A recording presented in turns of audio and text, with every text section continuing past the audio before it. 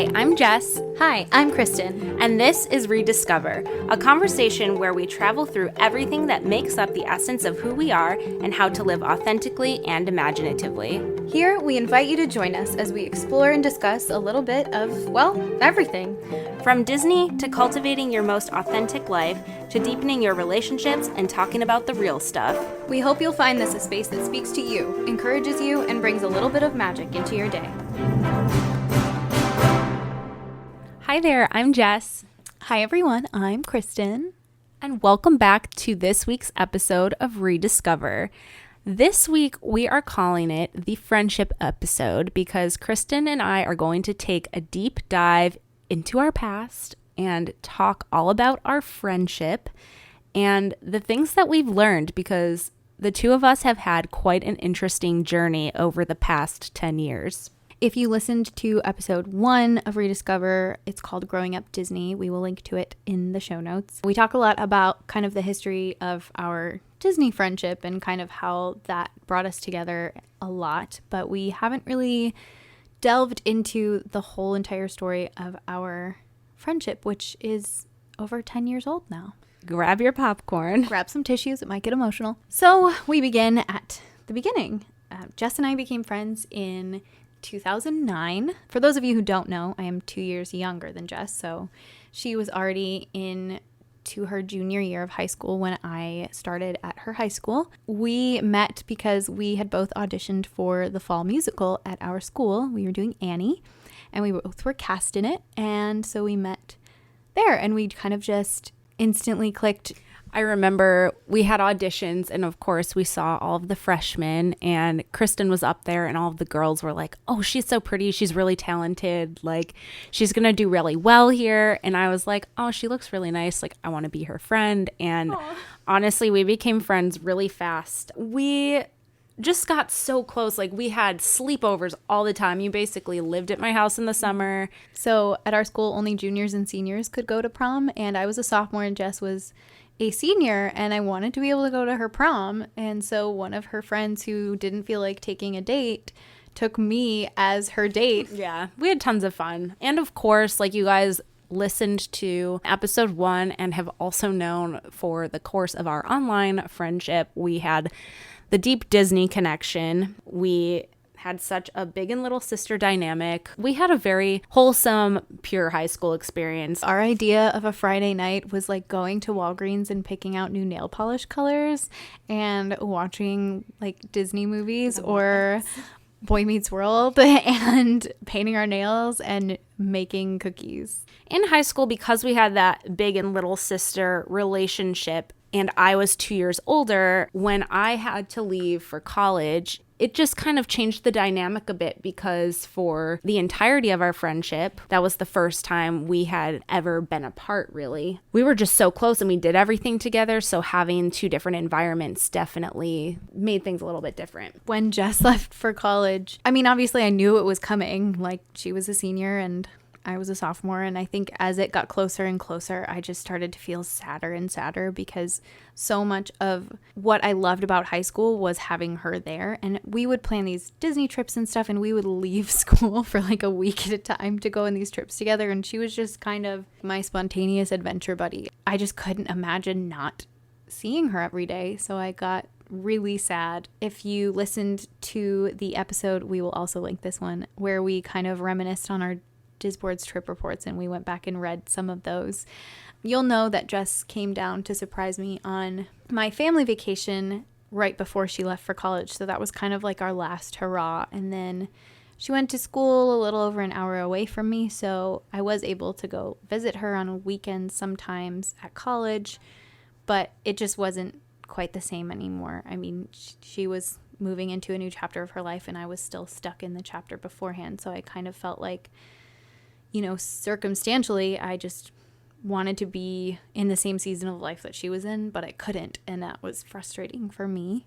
As time went on, I started my Disney college program January 2013, and like we said, Disney was a very, very deep connection between the two of us. So at the time, I was moving forward, going to college, doing my college program, which is something we both wanted to do. It was hard because I felt at the time a little bit of this pull that I was leaving, and I still felt attached and connected back at home. And it kind of gave me this sense of like FOMO because I was watching her go and do this dream that we both had. I just constantly felt left behind. So I think while she felt guilty for leaving me behind, I definitely felt just like this abandonment a little bit. And again, not because I didn't want her to do it, but just because I wished so badly that we could be doing it together. Kind of an obvious note.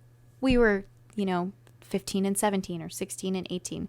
We were very young. Our worldview was very limited. Although I never expressed it out loud, I had this underlying feeling of being left out or being left behind, and kind of without really realizing what it was at the time, I almost resented the idea that Jess got to go and do all these things and have all these things that I also wanted, but why couldn't we both just have them, We honestly became pretty codependent on each other during high school because, that's all you know. And like you were saying, the comparison really just takes quite a toll. So in 2013, I was down in Florida, and in May, we had a trip planned for all of us. So it was Kristen, me, and then 4 of our friends from high school. So there were 6 of us. It was a very interesting time of my college program, my life. I was going through my very first breakup and heartbreak after being in my first relationship for about almost a year and a half. That was the first time I had had someone consistently that I was dating, and I was losing that, and I felt a lot of that was because I had moved to Disney. Then on top of it, my best friend Mark that came down with me to do the college program, he was only doing the spring college program and I was doing the Advantage, and we hung out every day on our college programs. We went to college together in Buffalo and then went down there together, so he was leaving. I was just so heartbroken and homesick because I was missing everyone so bad, and it was the first time I moved away from home, so it was really emotionally really tough. Again, one of the first experiences of like anxiety and not knowing what's going on in your life. And that particular month too was my birthday, so my mom came down, and then my friend Leah came down for 2 weeks, and then you guys came down, and I was at the parks and working all day, every day. Like I was just crumbling, exhausted, and emotionally exhausted. But I think I almost thought it was going to magically fix all of the emotional issues I had going on. Unfortunately, it kind of made a lot of underlying issues come to the surface. From my, again, limited perspective at the time, I was 18 years old, and to me, Jess was living the dream because she was living in Disney. She was doing, what I wanted to do. But as anyone who's ever worked for Disney knows, you can love Disney to the moon and back, but it is hard work. You work all the time. You work very strange hours, and your life really kind of revolves around being a cast member. And at the time, I didn't know that because I didn't have the benefit of experience. So I was just so excited to go to Disney with all my best friends and to see Jess because I hadn't seen her in months. And so I was so excited, and I had this idea in my mind of how it was going to be. And then when, of course, like anything in life, it doesn't live up to your expectations, you experience disappointment. But as an 18-year-old, the disappointment feels more crushing. And when we got down there, I found Jess not like blissfully happy and excited to be at Disney. I didn't fully understand what she was going through, but I knew that something had shifted with us, and I knew that I was kind of angry that everything wasn't what I thought it would be, and her attention was divided because she had to work and she was experiencing the emotional turmoil of a breakup, which at the time I hadn't experienced a really heart-crushing breakup yet in my life. So I didn't fully understand how to walk through that with her, and I started just focusing on everything I was feeling and didn't take the time to show her any grace for what she was going through, as again a lot of younger people do. I felt more and more hurt, and I felt less and less like we were as close as we once were, and I felt like I was losing my best friend, and I didn't know what to do to fix it. And I just decided to confront her. But as an 18-year-old, I didn't know how to articulate what I was feeling. All I knew how to articulate was that I was mad. And I started to place blame on her for things that were outside of her control. And really what it was me finally articulating in a very juvenile way my constant comparison of myself to her for our entire friendship. When you feed into comparison culture, and especially for teenagers growing up, and I can't even imagine how bad it is now that social media is a thing, but I was constantly comparing my life to Jess's and my family to hers, and what I had to what she had, and what she was doing to what I was doing. And of course, being younger than her and circumstances beyond both of our control being what they were, I always felt like I was coming up short. There was a lot of shame surrounding that for me. Instead of expressing that to her, and her being the gracious person that she is, probably would have been like forgiving about it, I just expressed it in the form of anger and frustration, and almost like I was blaming her for having things or being able to do things that I wasn't able to do, which again isn't fair at all. And that was kind of the last time we spoke for a very long time. I felt a lot of guilt within myself because I'm like, I feel like I'm a bad person for thinking a certain way because I'm so young and don't understand like where this is rooted from. During the trip, I had a lot of mood swings and was just emotionally reserved, and I just couldn't connect and like be genuinely present. And that's like, you know, an issue that I was dealing with and felt shameful about because I felt like I couldn't show up for my friends. I couldn't be there. I think what you said about feeling like you couldn't show up and everything, and feeling like you couldn't be present, now being on the other side of it, I totally get that. Especially when your family and friends visit, they're on vacation. This is full vacation mode. And because it's Disney, a lot of people associate Disney with like a lack of reality. So when your reality and Disney clash, it's very weird for people who haven't experienced that. It's just one of those things that like you either get it or you don't. And at the time I didn't get it, but now I'm like, of course you weren't able to be present. Instead of from the beginning of our friendship kind of realizing that these little things were coming up for me and addressing them from the get-go, I allowed these little tiny jealousies to build and build and build. Instead of kind of talking to myself and telling myself, well, Jess isn't friends with you for your stuff. She's not friends with you for how you look or what you have or what your family's like.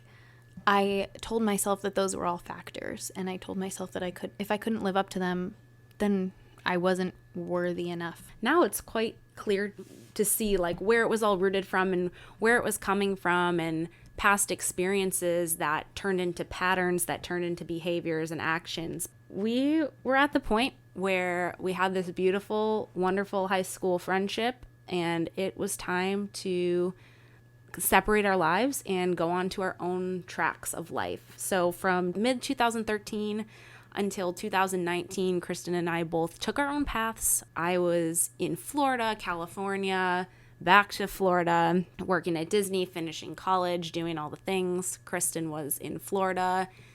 She got to go down in 2015 and, you know, live the whole college program dream. So thankfully that came true 2 years later, and better than you could imagine, which is really great.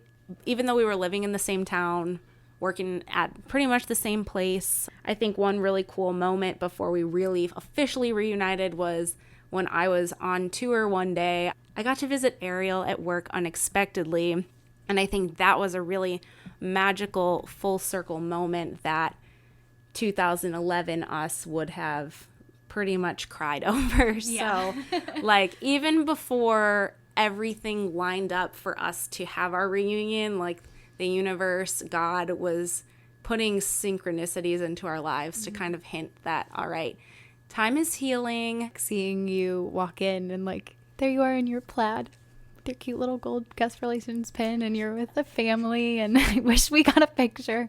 That was just a moment that it sort of felt like it was stopped in time a little bit, because I think you like messaged me after that, or I did when I had a minute or something, and we were just like, oh, we did it. We actually did the thing. Yeah. And it was really cute. But that was, again, quite a while before we actually like officially reunited. That was probably 2017, 2018. Mm-hmm. Yeah. So fast forward to 2019. In June, July, I was going through my health journey at the time and was moving out of an old apartment into a house, searched all over to find one, but there was this one that I was so stuck on, and my mom, even from the like looking at pictures online, was like, this is the house, and someone else had put in a application for it. All of a sudden I had called back again just to follow up a few days after they were like, no, it's filled. And they were like, no, it's available. Like, really? you need to come look at it. I don't think I knew this. No, I know. It was so interesting how it happened. I was like, this just feels really right. This is the house. So even though I was sick, I still moved all my stuff in on time. Thanks, Mom. Seriously, couldn't have done it without you. The next day, my mom and I were going to, unpack and organize, as you do. And we went to go to try to find the mailbox. Thought it was by the pool, which it was not by the pool. However, we looked up and Kristen was by the pool. I woke up one morning and I was looking around for like my travel water bottle, just like a refillable water bottle that I had. And I was like, oh my gosh, where is it? Did I leave it at work? What the heck? And then I realized that I had been at the pool the day before and I had left it there.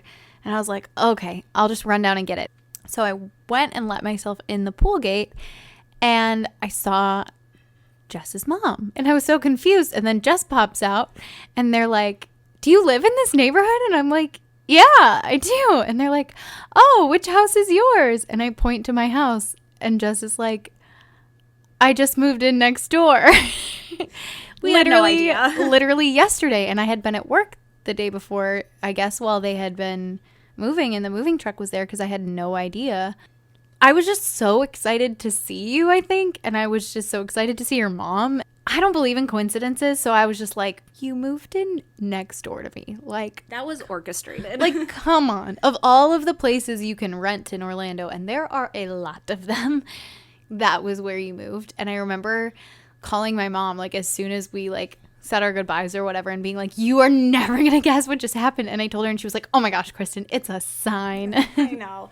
And I really love that my mom was there too, because like we said before, like we had the little big sister dynamic, but that also meant that our families were very close too, because we had all the school functions together. So it was cool to have my mom there, because you used to basically live at my house. And our moms like painted the sets for our musicals together. Yeah. I think it was a devastating loss for our families as well as us when things kind of went south. So that day in 2019 was seriously written in the stars, and we stayed and talked for a long time. And I remember I was so sick, like I had trouble standing, but I was like, I don't want to leave. Like, I'm going to sit down. I couldn't stand for like months because I was so sick, but I didn't want to leave because I was just so excited. And I really truly think though that if it would have happened any sooner, it wouldn't have been as perfect, because it just fit together like a puzzle piece after everything. We definitely needed to grow on our own and learn our own, worth, and kind of sort out all those negative energies that we were just storing. Letting each other go was an act of love, because we really did blossom in those years that we were apart in ways that we needed to do individually, for sure. I missed you, but I'm really happy that everything worked out the way that it did. I'm not gonna cry. I'm not gonna cry. Rekindling the friendship was really easy. It was like we picked up where we left off, and yes, we were able to confront what had gone on, but I think because we both had done the personal growth work on our own, we were able to take ownership for what had happened. We also had grown so much that we were able to celebrate each other's victories and wins and show the support that we needed. It just was so simple in my brain all of a sudden. Like, all of that time that I spent feeling these negative things, it was only negatively affecting me. I allowed all of those things that were truly beyond her control and that weren't her fault to take away from my own joy. I really think that we almost came into this lifetime to have this experience together so we could learn these lessons. I genuinely have not had a friend that I've had a friendship with that I've learned so much from, and I operate in my friendships differently because of this, but I'm coming from such a healthier place than I ever would have without going through this. When you kind of shift your mindset from comparing where you are to where everyone else is at and sort of selecting your friends based on that, to just being yourself and letting the personalities and energies and hearts come to you that align with not what you have or how your life is going, but like who you are and what your heart is like. You're going to find so much more value in your friendships. But I agree, I have never had a friend that I've learned as much from or as much with. I think the most important thing to consider that we really had to kind of break down was when people do move in and out of your life, as they will continue to do throughout our lives and have done.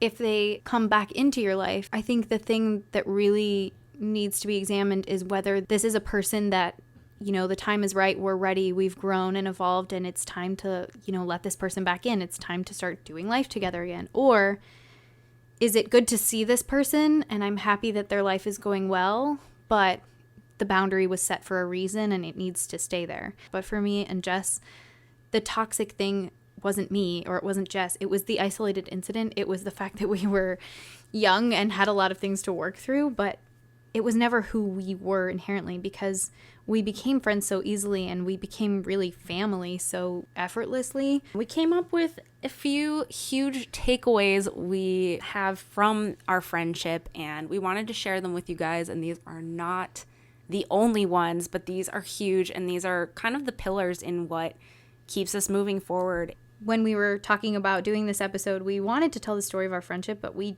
also wanted to make it a fruitful and productive thing for all of you too. The first one is to give and honor space within a friendship, to let each person be themselves, and to also celebrate the other person. I think the thing that had happened with us when we were younger is we were almost so attached at the hip that we morphed into one person and we always needed to do the same thing. And that ultimately is kind of what made so many issues. Give each other space to shine individually and celebrate and honor what makes each person who they are. The more that you're able to let each person be authentically themselves and be a whole person on their own is the greatest gift you can give another in any sort of friendship or relationship. Although we do still share a lot of the same interests, there are strengths that Jess has that I will never have because they're hers, and they're her place to shine and they're not mine, and they're places where I can learn from her and vice versa. There's a concept that I learn about all the time in all of my spiritual reading called the law of abundance, and it states how there is an abundant amount of resources available. Keeping that in mind helps you be happier for the other person, because when you send out that positive energy for them, it does come back to you, even if it's not in the way that you originally anticipated. Everything tends to even out. I think on that note, we should talk about comparison next. Comparing myself to Jess all the time was truly stealing my joy. Like I said before, it wasn't affecting her because she didn't even know I was doing it. And for a long time, I didn't even realize that's what I was doing. I just knew that there was something in me that wasn't right. Once I've stopped comparing myself to other people, and there have been circumstances in my life where it is nearly impossible not to do that. And in doing so, I really kind of started to come up with a lot of unique things about myself. So now instead of, going on social media and comparing my life to everybody else's, I can just be happy for those people. If you can find small ways to start shifting that mindset, you will be an astronomically happier person, and your relationships will be a lot more positive. You are so worthy inherently that these things that you are seeing and comparing within other people don't define who you are. You can take the time to celebrate your own special, unique traits and things that you get to do. And also, just like you said, be happy for other people. That's really what shines through you and brings the good things back to you.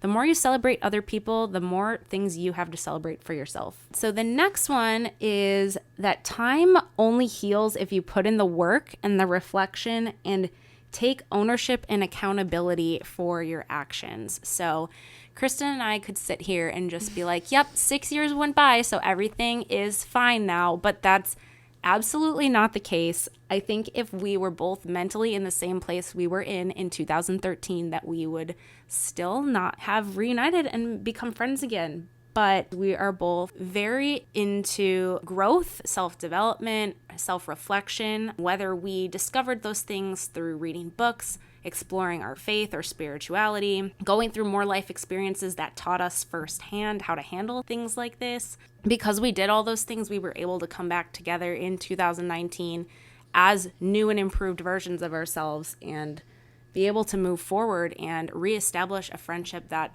honestly is just as special, if not even better than the first time. I think accountability is hard because it involves vulnerability. And so, like, for me to be accountable, I couldn't just say, hi, Jess, oh my gosh, I'm so glad we're friends again. Yay, let's do this fun project. We'll call it The Frumpiness Begins Tour. Everything will be magical and great. No, I had to really get real with myself and go, my darkest moments of our friendship right before everything crumbled were not your fault.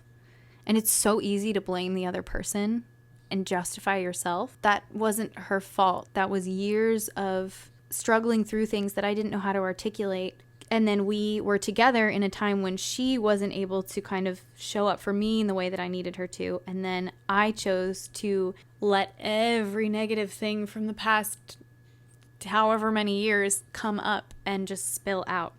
I did have resentment and jealousy and frustration in my own heart. And she didn't put that there. I let that manifest itself within me. Time does a lot of the work, but when you do reunite with someone, if you don't really take the time to reflect on it and be accountable and vulnerable, your relationship is still going to be then very surface level, and it might fall into the horrible passive-aggressive realm. And it's so easy to live in that victim mentality and blame other people or just push it off, but sometimes you just have to realize, I know I realized that a lot of it came from shame because you didn't want to admit that you were the type of person to feel jealous or competitive. The minute you can take ownership for that is huge. And then when you start taking ownership, like Kristen was saying, and you hold yourself to accountability, you attract people into your life who can hold up that same standard of accountability. The most evident and the most difficult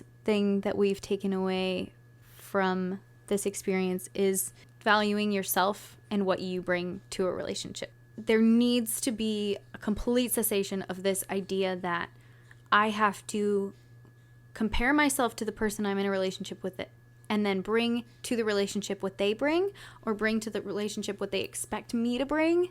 That's got to go. You are enough. That's it. It's literally it. It's so simple, and it's so hard for us because we're constantly, again, comparing ourselves to other people, hearing from other people how we should be, hearing from other people what the ideal this or that is. Establish a positive rapport with yourself. Speak to yourself the way you would speak to your best friend, the way you would speak to your sister, the way you would speak to someone close to you who you want to uplift. We do that so well with the people that we care about, but we never do it for ourselves. And it seems ridiculous because when they say you can't pour from an empty cup, that is completely true. I can't contribute anything to my friendship with Jess unless I myself am full. It's not easy. Like, I feel like when I am doing journals or affirmations, I'm always writing down, you are enough, you are enough, you are enough. Because even when I have great things going, like, I still sometimes will have this feeling of, I'm not doing enough. Like, I don't have enough things on my resume. I don't have enough, money in my bank account. Everything that you have is perfect, and you are in the perfect place at the perfect time because you are enough just as you are. Nothing is ever enough for this world, but that is a lie. That is a lie. It is a lie that we have been fed since we were children. The fact is, especially where relationships are concerned, people crave authenticity. And people are comforted by a genuine soul. That will just contribute to your enoughness. You have all the enoughness in you that you need. Exactly. One of our biggest lessons we learned is that in friendships and relationships and just situations in general, you really have to trust and surrender to the process. It's like taking your hands off the wheel. Like, if people are meant to be in your life, they're going to be in your life. And I know that's sometimes really hard to do because you just want to grip on and fix it. We found our way back to each other literally effortlessly. Like, think about that house story and how we didn't plan that. Like, no. There was nothing in our streams of consciousness that knew we were going to move in next to each other, and now over a year later, we have this beautiful podcast that we're working on. We have this friendship that we reestablished, and it happened because we were not forcing anything to happen. We genuinely, truly put love in the center of our friendship and wished each other well. We literally trusted and surrendered to the process, and here we are today. Yeah, and I think part of that trust and surrender is to acknowledge that it's not going to happen overnight. I mean, maybe it will, but it probably won't. It might take 6 years. Surrender to the idea that this is not going to happen in your time. Really detaching from the outcome of what Yes. that looks like in your mind. I got to a point with it where I was like, if Kristen and I somewhere down the road become friends again, great. But if not, that's okay too, because I know we are both whole individual people with beautiful lives. And I'm just so thankful that things did work out for us to come back together in the same space. I am so thrilled that we are still creating things 10 years after we began. Jess, you've always been my creative friend. There is never a stagnation in our friendship, but really I think we just bring out the most childlike, creative, imaginative sides in each other, and that's a beautiful thing. So thank you for you. Thank you.